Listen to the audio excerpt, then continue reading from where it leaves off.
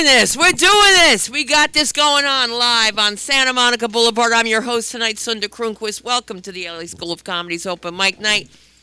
It's pretty much a free space. We just ask that there's no no gay bashing, no transgender bashing. Do your comedy, have fun, but try not to do any bashing if you don't have to, unless you're bashing yourself. Then if you bash yourself, you can bash others. I'm just saying. All right, because I don't want people talking about me saying that I'm anti-this and anti-that, which is funny because people say you have to be careful because you could be canceled. You can only cancel me if I have something to cancel. What can you cancel? You can't cancel. Who is that masked rabbi? That's what I want to know. Who is that masked rabbi? Who is behind that mask? Don't tell me you have to leave already, Rabbi. I'm trying to show. No. I came for you. Thank you very much, which sounds really inappropriate to the non-Jews here. But what I'm trying to say here is give it up for my rabbi, Rabbi Mentz. This is the fresh rabbi of Bel Air. And yes, when you guys think I'm joking that I'm Jewish, this is my real rabbi. And so I think that Purim would be beautiful here. This is the lighting. This is the stage. You've met John.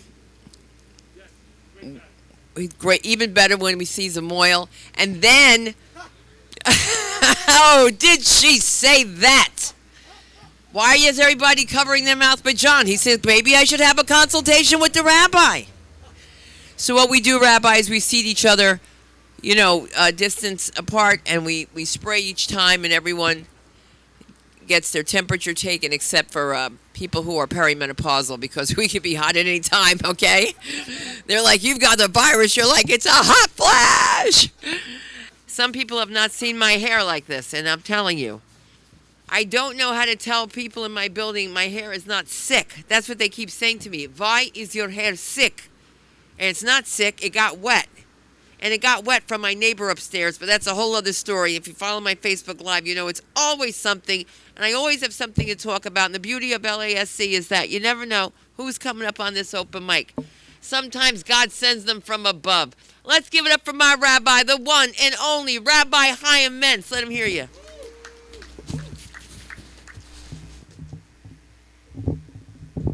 All right. I only did this once in my life. And the last thing you ever want to hear from somebody is, I don't have anything prepared. If you have nothing prepared, what are you doing here?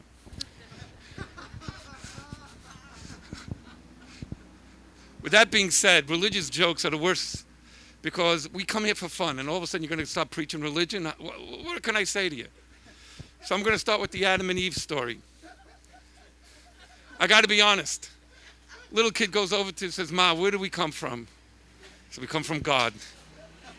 The kid goes over to the daddy and says, Daddy, where do we come from? He says, we come from apes. He says, oh my gosh. Goes back, Ma, you and Daddy aren't agreeing where we come from. You say you come from God, and Daddy says you come from apes. Tell me the truth. Tell me the truth. He says, we're both telling you the truth. I'm talking about my side of the family. He's talking about his side of the family.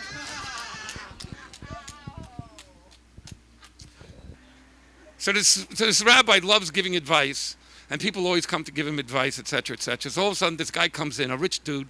He comes and says, Rabbi, my business is going to pieces. I don't know what to do with my business. He says, what are you coming to me for? If I knew business, you think I'd be sitting behind his desk? He says, Rabbi, tell me, give me a blessing. He says, you're coming to me for blessings? If I knew how to give blessings, you think I'd be sitting behind his desk? He says, Rabbi, seriously, I got a problem. What do you do when you need to get on with your life? He says, I open up the good book. Go home and read the good book. What, are you kidding me? So he goes home and he climbs to the top shelf. He puts down the book and he blows off all the dust. He opens it up to the first page and he reads right on top and he goes, wow, I know exactly what to do with my business. This is fantastic. The rabbi's brilliant. Runs back to the synagogue. He writes out a $25,000 check. Says, Rabbi, you got to tell everybody to read the good book and life will change. He said, kid, what did you? He says, God told me what to do with my business. I said, what? It says right there on the top, chapter 11. I knew exactly what to do with my business. I know, it wasn't as good. All right, one more and we'll try this one. All right, we're on Santa Monica Boulevard. When religious people think about Santa Monica Boulevard, they're not PC because here's Westwood, there's West Hollywood, but there's a synagogue in West Hollywood. So this guy was depressed and he decided he's going to go to services in West Hollywood. And they're having a fantastic time there in West Hollywood. And he's looking, they're all singing and everything. Where should I sit? And there he sees on the 4th row a guy in leather, muscles and everything. He says, the guy's sitting by himself. He's alone. Maybe I can do some prayers, sit down next to him, pick up a date. Why not? So he sits down next to the guy, and he's just looking and goes, oh, phew, wow, I can't wait to go on a date with this guy. So you know how services is. You stand up, you sit down, you stand up, you sit down. And every time they stand up, he gets 2 inches closer. Now he's feeling the heat of this guy. This is nuts. He's about to, while everybody's covering their eyes for the prayer, where you cover your eyes, the Shema, he leans over and he says, buddy, you want to go on a date? Right when he started talking, 2 dudes, one picked him up this way, one picked him up that way with their 2 hands. They pick him up and his feet are dangling in the aisle. They throw him out of the synagogue, and he said, get out of here. He said, what did I do wrong? What, you can't pick up a date here? He says, there's nothing wrong picking up a date. But in our place, nobody messes with the rabbi's wife. Boom, boom.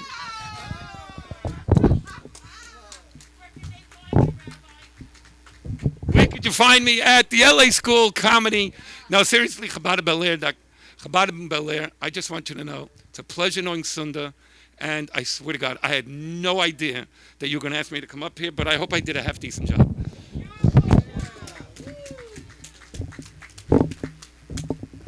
You guys, you never know how you meet people. I know you don't want to hear this, but this is a true story. I was going to someone's house for Shabbat dinner. I'm carrying my wine. I got Tova Naviva.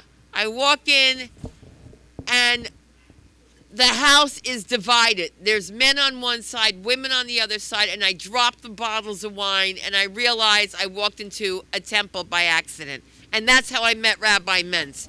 God bless him.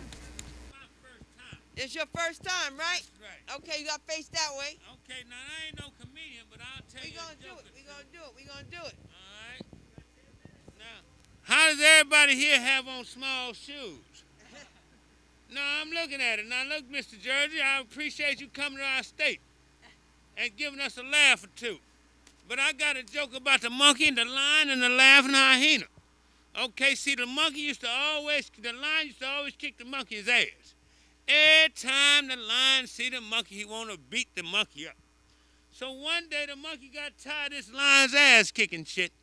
And he says, hey, wait a minute, Mr. Hyena, because there's a lion, a monkey, and a Mr. Hyena, right? You get that? So he like, what you want, Mr. Monkey, what you want? He said, man, the next time the lion come to kick my ass, why don't you help me fight him? Okay, Mr. Monkey, okay. So when the lion come through, that laughing hyena swerved under that lion, and the lion tore his hair all over the jungle. Right? He knocked down trees and everything. So after the fight, the Mr. Hyena limp over to the lion. Hey, Mr. Lion, Mr. Hyena, Mr. Monkey, how come you don't help me fight the lion? He said, shit, man, the way you was grinning, I thought you was winning. No, wait. Man goes into a bar, and he wants to buy a drink. And he tells the man, give him a drink, and everybody in the house a drink. And take one for yourself, Mr. Bartender. Well, guess what? He doesn't have any money. Bartender throw him out the bar. Well, he come back next week, and he does the same thing. Give everybody a drink and take one for yourself. Well, the man don't have any money. So the bartender fighting mad this time. We gonna get this over with. Well, guess what happened? He got paid the next week, right? He come in there, he got a handful of money. He said, give everybody in the house a drink. He's bartender happy because he see the money. He said, well, what about me? He said, no, because every time you get drunk, you want to fight. I apologize for not making laugh, but I'll go into some Rudy Ray Moore on you in a minute. I hit Ray Fox and all that.